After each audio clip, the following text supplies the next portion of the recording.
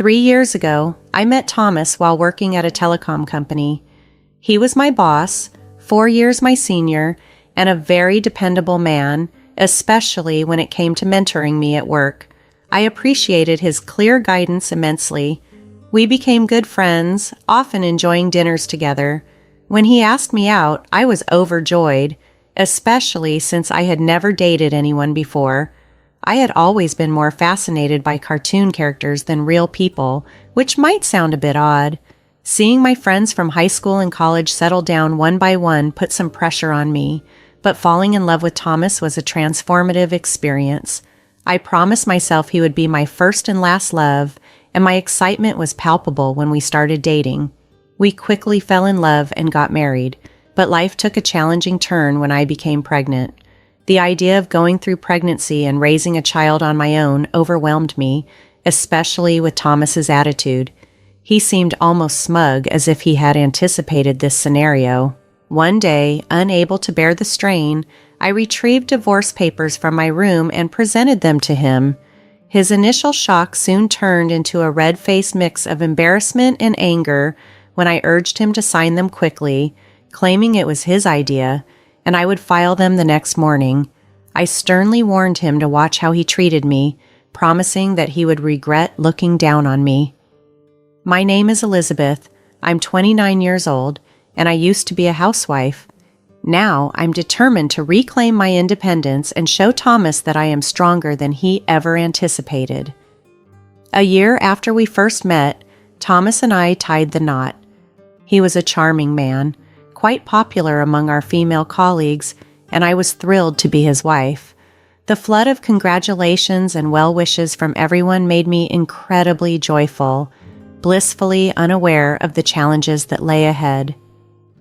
The day after we registered our marriage, I casually mentioned to Thomas about my job, half joking, "Now that we're married, you expect me to quit my job, right?" His response took me by surprise. "I've always wanted my wife to focus solely on home matters. Don't worry, I can support us with my income," he stated. This was unexpected. "But this is so sudden. You never told me this before," I replied. Until that moment, Thomas had never hinted that he wanted me to quit my job. I had accepted the job on my father's advice, and the idea of quitting abruptly didn't sit right with me. I tried to argue, but Thomas's silent gaze silenced me. "I should have told you earlier, but it's too late now. Starting tomorrow, you don't need to go to work. I'll take care of the handover," he declared. The news that I was to start staying home from the next day was so sudden that it left me reeling. However, Thomas's decision was final, and since he was also my former boss, I felt powerless to contest it. Committed to making our marriage work, I focused on managing household tasks and tried hard to meet Thomas's expectations. I prepared his favorite meals diligently, secretly hoping for some acknowledgement or appreciation, even though Thomas rarely commented on my efforts. As days turned into months, the dynamic in our home began to feel more like a boss-employee relationship rather than a partnership. One day, seeking some interaction, I asked, "Is my jacket clean? I have an important meeting tomorrow." His prompt and assertive reply, "Yes, of course," reminded me of his somewhat old-fashioned and commanding nature. Despite everything, I reminded myself of how fortunate I was to be married to him and continued striving to meet his expectations. With no personal income, I relied entirely on Thomas for financial support, which often made our relationship feel unbalanced. I longed for the days when I was recognized for my professional abilities, not just my efficiency in handling domestic chores. The shift from being colleagues to this dependent dynamic was challenging, and I found myself yearning for the respect and independence I once enjoyed. Our marriage was generally stable, although at times it felt more like a boss-employee relationship than a partnership between husband and wife. One particularly tough day, I fell ill and couldn't muster the strength to leave the bed, let alone handle my usual housework. I planned to rest for the day and catch up on chores the following day. However, Thomas had other ideas. He stormed into the bedroom, visibly angry, and demanded, "What are you doing? Get up and make some food," even going so far as to kick the blanket off me. I tried to explain, "I'm sorry, I'm not feeling well today," hoping for some sympathy or at least understanding. Instead, Thomas scowled and retorted, "You don't work and now you're lying down just because you're a bit sick? Pathetic." I was stunned by his lack of compassion. It wasn't something I had anticipated from him before our marriage. Despite my condition, I ended up doing the chores in tears, overwhelmed by the situation. A few days later, another surprise came my way. I had missed my period. Fearing the unexpected but also hopeful, I bought a pregnancy test from the drugstore. The result was positive. Overcome with joy, I cried happy tears, eager to share the news with Thomas as soon as he returned from work. That night, Thomas came home well past midnight, reeking of alcohol and barely able to walk straight. Despite his state, I couldn't contain my excitement about our growing family and decided to tell him immediately. "I haven't seen a doctor yet, so it's not confirmed," I began, trying to break the big news gently, but the reaction I received was nothing like I had hoped. Thomas's face darkened, and in a cold, severe tone, he said, "A child? What have you done?" His words were chilling. "I don't want a child. This is the worst. If you're going to have it, you'll have to take care of it yourself." His harsh dismissal left me devastated. He then undressed angrily and retreated to the bathroom, leaving me alone to grapple with his unexpected reaction. The happiness I had felt at our impending new life together turned into a deep, isolating sadness. I couldn't fathom why he was so dismissive and irresponsible about our future, about our baby. It was a painful realization that the support I needed and expected from my husband might not be there at all. The joy I had felt just moments earlier was swiftly replaced by a deep sadness. Thomas had never expressed a desire not to have children, and since we weren't using contraception, I had naturally assumed we were both open to starting a family. While I was tidying up, hanging Thomas's jacket, and about to launder his shirt, I discovered something unexpected in his pocket, a piece of paper that initially seemed like a receipt from the night's outing. Curiosity stopped me from tossing it away when I noticed it was a receipt from a motel. My hands trembled as the reality set in, and a wave of shock washed over me. Why would Thomas have a motel receipt? We had been married for just over a year, and marriage was supposed to be built on love and mutual respect. Growing up, I had often dreamed of romantic relationships but had limited real-life experience. The harsh truth hit me hard, and suspicions of Thomas's infidelity began to make a painful amount of sense. Was he only using me while being involved with someone else? Could this explain his harsh reaction to the news of my pregnancy? These troubling thoughts made me feel even more nauseous, and a sense of betrayal started to overwhelm me. I began to suspect that Thomas might have a mistress, possibly someone from our former workplace, and that he married me more for stability than for love. The pieces were starting to fit together, blurring the lines between reality and my fears. Despite the hurtful words he had thrown at me upon learning of the pregnancy, I knew I had to find proof of his infidelity. His behavior had grown increasingly cold. Even as I dealt with morning sickness, he would intentionally eat foods with strong odors and criticize my housekeeping, forcing me to redo tasks. This was especially hard on my pregnant body and heart. Determined to uncover the truth, I faced the challenge of his guarded privacy. Thomas never let his cell phone out of his sight, even taking it with him to the bathroom, making it impossible for me to look through it. But I was resolved to find out everything, no matter how difficult it might be, as I could not let go of the hurtful things he had said and the possible betrayal that loomed over our marriage. Sneaking into Thomas's room, everything was always impeccably tidy, reflecting his organized nature, much like his spotless desk at work. It dawned on me that catching him in the act would be a formidable challenge. I diligently checked his pockets for any receipts or hints of evidence, but my efforts were fruitless. The idea of hiring a private detective crossed my mind, yet the financial burden was too much for me to bear at the moment. Feeling lost and overwhelmed by my circumstances, an unexpected phone call from my father came through, a rare occurrence given his usually hectic schedule. "Hello, it's me, your dad? How are you?" he asked, his voice a mix of concern and calm.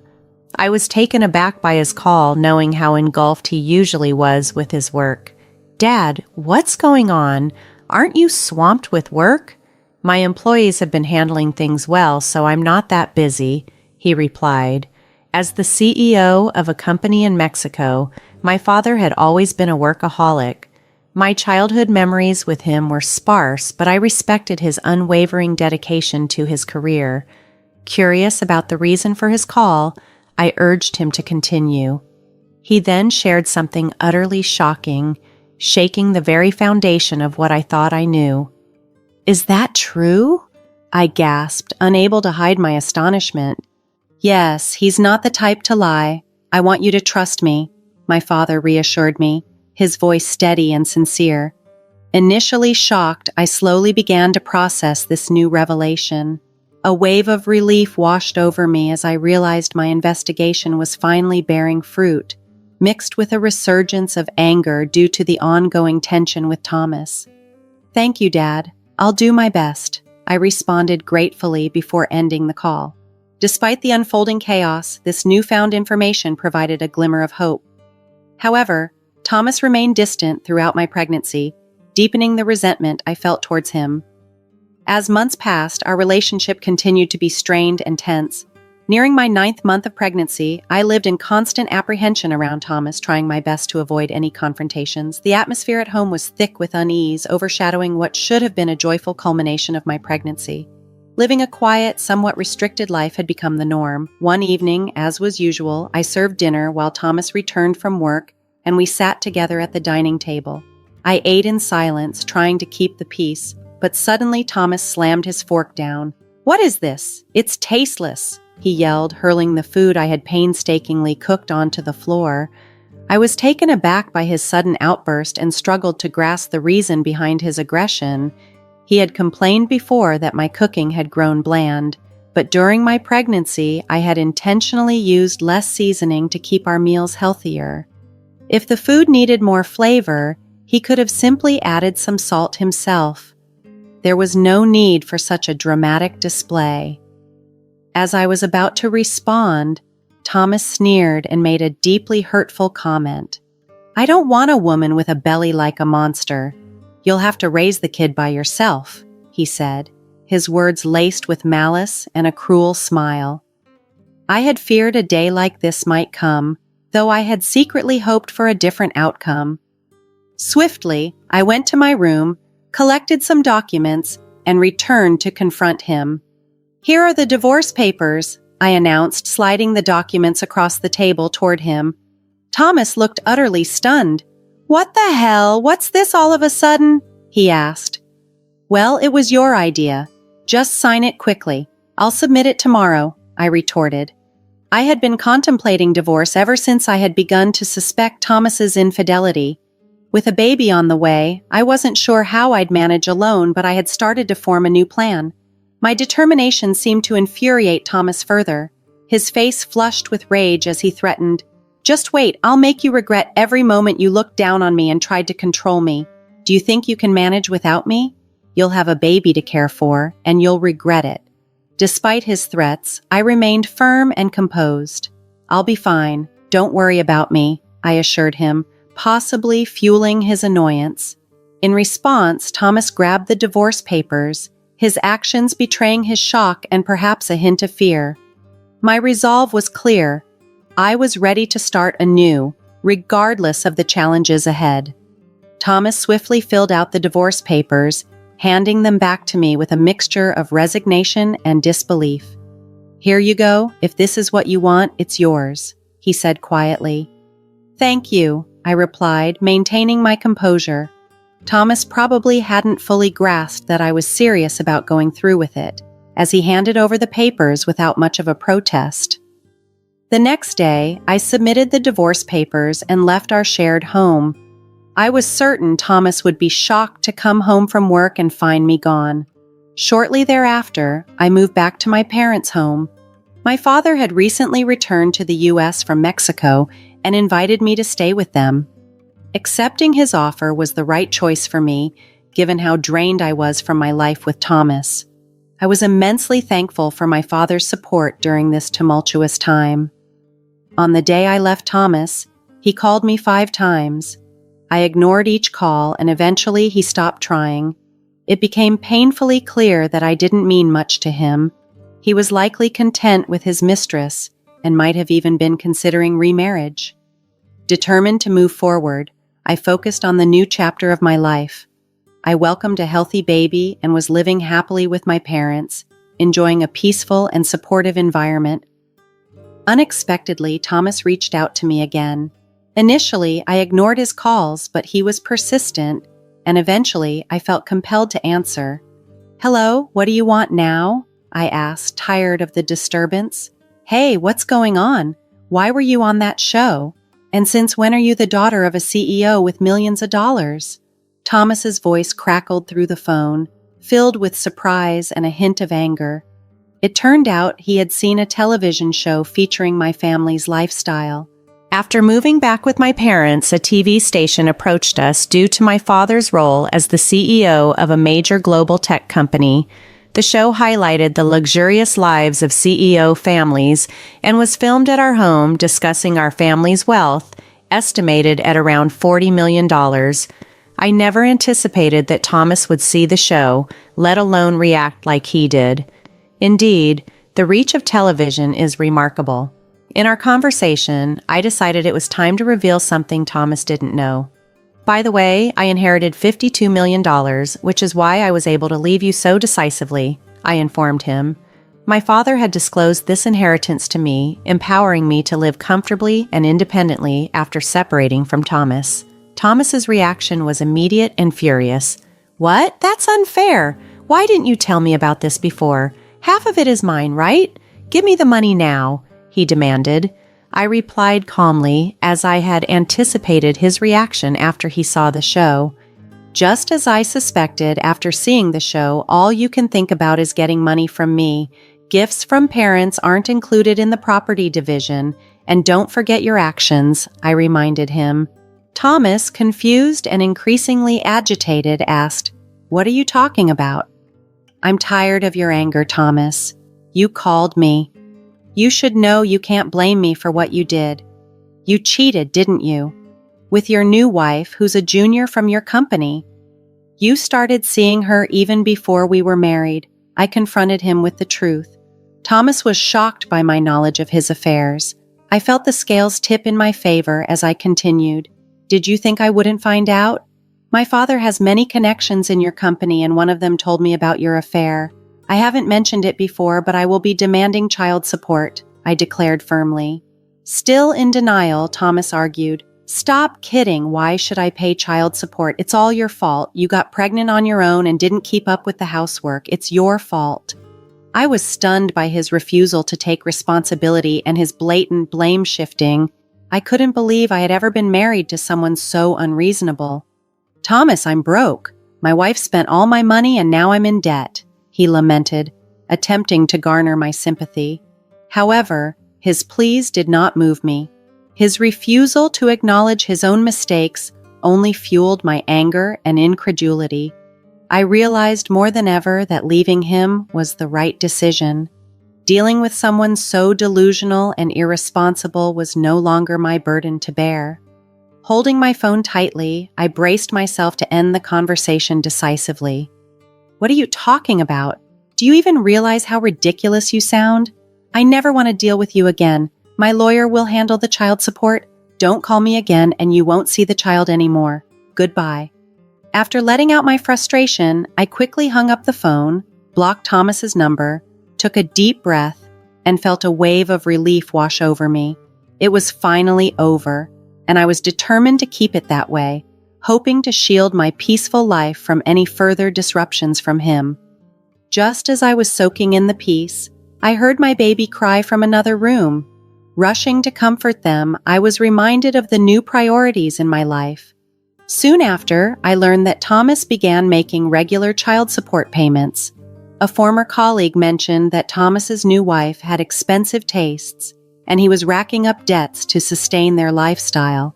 It appeared Thomas had reached out to me in hopes of tapping into my inheritance, but without any financial gain from me, he found himself grappling with expenses his income couldn't cover.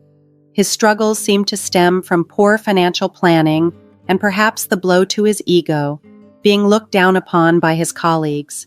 Thomas had delayed looking for a new job until after he left his previous position, which only added to his financial difficulties. Hearing this didn't evoke sympathy in me. Rather, I felt that his current hardships were a direct consequence of his actions and decisions. The harsh treatment and cold behavior he had shown me were unforgettable, and I believed that he was merely reaping what he had sown. Meanwhile, life with my parents and baby was joyful and worry-free. With no financial concerns to weigh me down, I was excited about the future. My father had even mentioned the possibility of passing on the leadership of his company to me. Inspired by his dedication, I was eager to work hard and make the most of the opportunities ahead, fully embracing the new chapter of my life with optimism and resolve.